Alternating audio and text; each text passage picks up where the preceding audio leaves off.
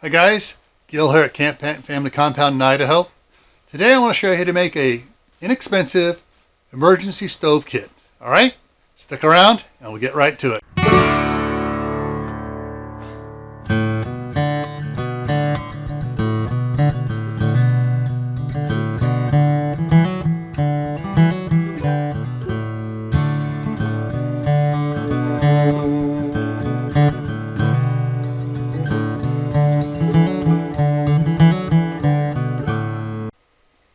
So for the emergency stove kit, we're going to take something you can pick up at most hardware stores.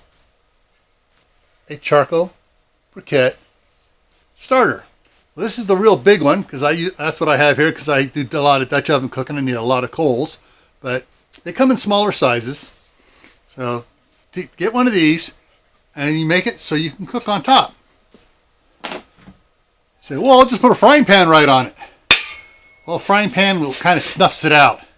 Blocks off the flow of oxygen around it so it can't get oxygen to it.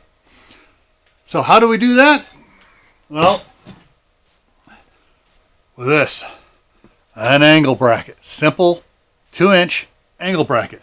You can pick them up at any hardware store in a little bag of 4, or you can buy them individually.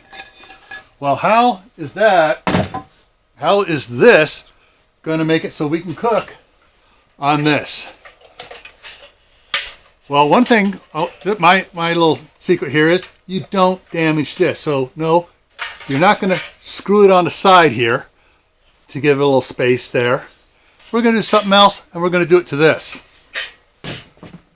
So what we're going to do is we're going to take this and we're going to cut it from this top hole down, or you prefer from the bottom up to the top hole, and make a little slit in it on both sides.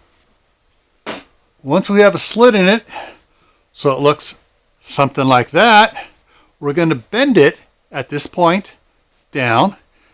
Pair of pliers, channel locks, just bend it around. And once it's like this, and you make 3 of them, then you're ready to go. Because we take these 3, put one on there.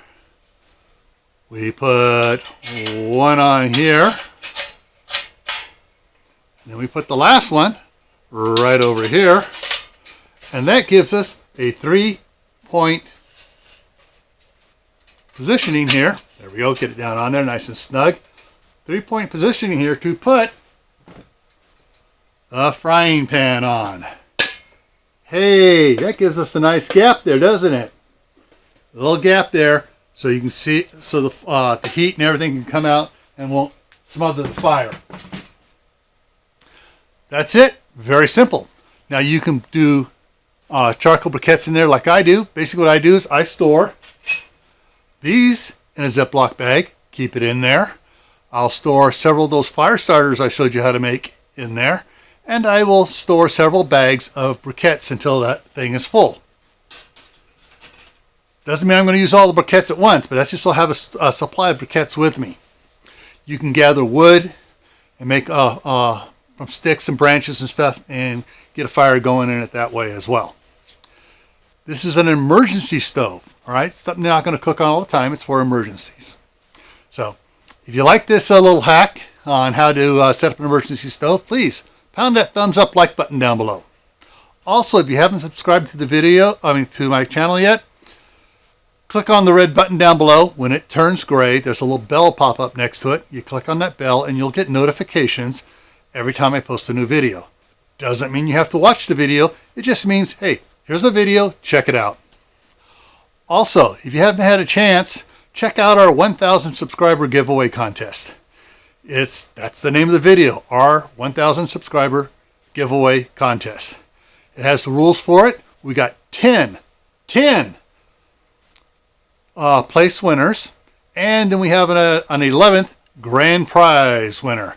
All right, so check out the our 1,000 subscriber giveaway contest video, and it'll explain all the rules in there for you. All right, so when it comes to this emergency preparedness videos and stuff, what you want to do is you want to share these out with your friends, your neighbors, your co-workers, and your family, other family members are not of your immediate family. Why? Because you want them to get prepared with their own supplies so they don't come knocking on your door trying to take your supplies from your family in an emergency. All right? So as always, stay happy, stay safe, and I'll see you in the next video. All right? Okay.